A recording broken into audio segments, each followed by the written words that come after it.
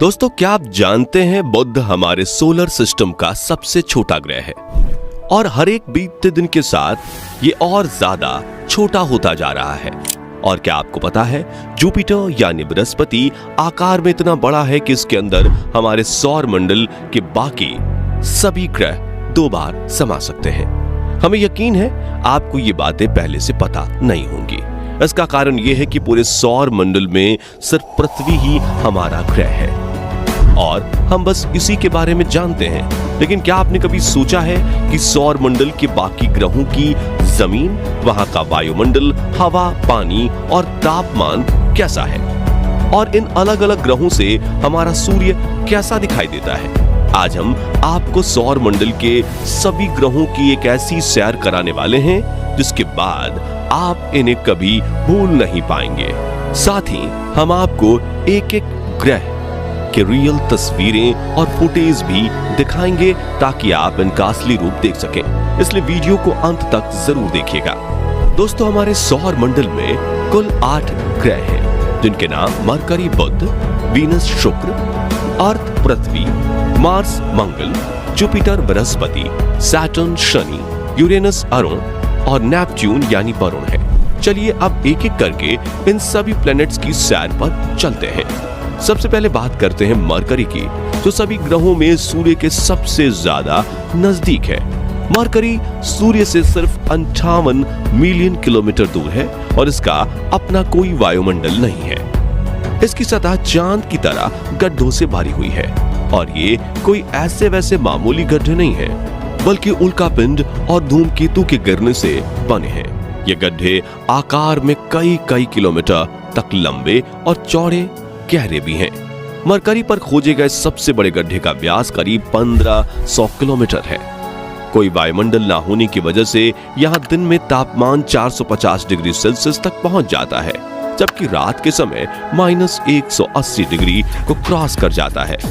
इसलिए इस ग्रह पर इंसानों का ठहरना बिल्कुल नामुमकिन है। आकार में ये ग्रह हमारे पृथ्वी का 40% ही है और इतना ही नहीं, हर एक बीतते दिन के साथ ये श्रिंक होकर और भी छोटा होता जा रहा है। वैज्ञानिक बताते हैं कि पिछले करीब 4 बिलियन सालों में ये ग्रह 14 किलोमीटर घट चुका है और इसके घटने की वजह है रात को पड़ने वाली सर्दी। हैरानी की बात यह है कि सूर्य के सबसे ज्यादा नजदीक होते हुए भी ये सौर मंडल का सबसे गर्म प्लेनेट नहीं है। चलिए अब चलते हैं हमारे सोलर सिस्टम के दूसरे ग्रह शुक्र यानी वीनस की तरफ, जो सूर्य से 108.2 मिलियन किलोमीटर दूर है। वीनस हमारे सौर मंडल के उन 2 अनोखे ग्रहों में से एक है जो अपने अक्ष पर उल्टा यानी पूरब से पश्चिम की ओर घूमते हैं। ये हमारे सौर मंडल का सबसे गर्म ग्रह है और इसका वायुमंडल सल्फ्यूरिक एसिड के बादलों से बनी कई किलोमीटर मोटी परतों से ढका रहता है। इसके वायुमंडल में मुख्य रूप से कार्बन डाइऑक्साइड मौजूद है, जिसकी वजह से ग्रीन हाउस गैस इफेक्ट बनता है और सूर्य की गर्मी वायुमंडल में कैद होकर रह जाती है। यही वजह है कि इस ग्रह का तापमान 464 डिग्री सेल्सियस को टच कर जाता है। वीनस ग्रह पर कई सारे सक्रिय ज्वालामुखी मौजूद हैं और इसकी सतह भी बड़ी चट्टानों और ज्वालामुखी से निकले लावा से मिलकर बनी है। यहाँ का वायुमंडल ये दबाव पृथ्वी की तुलना में 90% ज्यादा है। इसका मतलब ये है कि यहाँ पर चलना हमें ऐसा महसूस होगा जैसे हम समुद्र के कई किलोमीटर नीचे चल रहे हों। यही वजह है कि इस ग्रह पर भेजा गया कोई भी मिशन या स्पेसक्राफ्ट ज्यादा समय तक सरवाइव नहीं कर पाता। साथियों, वीनस के बाद बारी आती है हमारी पृथ्वी की, जो सौर मंडल का अकेला ऐसा ग्रह है जिस पर जीवन संभव है। क्योंकि हम अपने पृथ्वी के बारे में सब कुछ पहले से ही जानते हैं, इसलिए चलिए इसकी बात हम नहीं करते। तो पृथ्वी के बाद बारी आती है मंगल यानी मार्स की। इस प्लेनेट की सतह और मिट्टी लाल रंग की है और स्पेस से देखने पर यह लाल रंग की गेंद के जैसा नजर आता है, इसलिए इसे रेड प्लेनेट भी कहते हैं। पृथ्वी के बाद मंगल ही एक ऐसा ग्रह है जिस पर हम इंसानों को जीवन के पनपने की सबसे ज्यादा उम्मीद है। यहाँ की जमीन में आयरन की मात्रा बहुत अधिक है और यही इसकी धूल और मिट्टी में भी पाया जाता है। यहाँ का वायुमंडल पतला और ठंडा है जिसके चलते इसकी सतह पर पानी ज्यादा देर तक लिक्विड फॉर्म में नहीं रह पाता।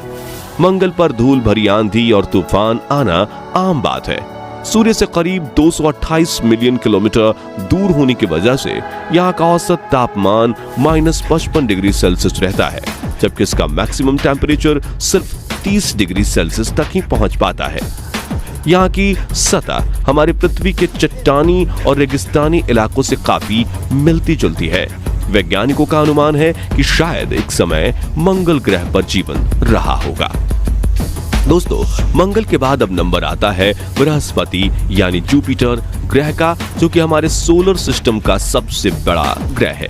इसके आकार का अंदाजा आप इसी बात से लगा सकते हैं कि इसके अंदर 1300 पृथ्वी समा सकती है। जुपिटर एक गैस जायंट है, जिसका मतलब है कि यह कोई ठोस सतह वाला ग्रह नहीं है, और यह ग्रह सिर्फ गैस है और उसमें मौजूद तरल से मिलकर बना हुआ है। जुपिटर का वायुमंडल मुख्य रूप से हाइड्रोजन और हीलियम गैस से बना है, लेकिन इसमें कुछ मात्रा में अमोनिया और मीथेन भी शामिल हैं। करीब से जुपिटर बेहद खूबसूरत और रंगीन दिखने वाला बादलों जैसा नजर आता है, लेकिन आप इनकी सुंदरता पर मत जाइएगा, क्योंकि इन बादलों में आप एक सेकंड भी जिंदा नहीं रह पाएंगे। खैर, चलिए आगे बढ़ते हैं अगले ग्रह की ओर, जिसे हम सैटर्न और शनि के नाम से जानते हैं। शनि ग्रह का ख्याल मन में आते ही सबसे पहले हमारा ध्यान इसकी बड़ी बड़ी रिंग्स पर जाता है। आपको बता दें कि ये छल्ले बर्फ के छोटे छोटे कणों और चट्टान के टुकड़ों से मिलकर बने हैं। जुपिटर की तरह ही शनि भी एक गैस जायंट है, यानी इसकी भी कोई ठोस सतह नहीं है, और इसका वायुमंडल 75% हाइड्रोजन, 25% हीलियम और मीथेन व पानी की बर्फ जैसे अन्य पदार्थों के अंश से मिलकर बना है। जुपिटर के बाद शनि हमारे सौर मंडल का दूसरा सबसे बड़ा ग्रह है। पृथ्वी से अगर इसकी तुलना की जाए तो इसका व्यास 10 गुना ज्यादा है। शनि के बहुत सारे चंद्रमा हैं। अब तक इसके 80 से ज्यादा चंद्रमा खोजे जा चुके हैं, और वैज्ञानिकों की खोज अभी भी जारी है।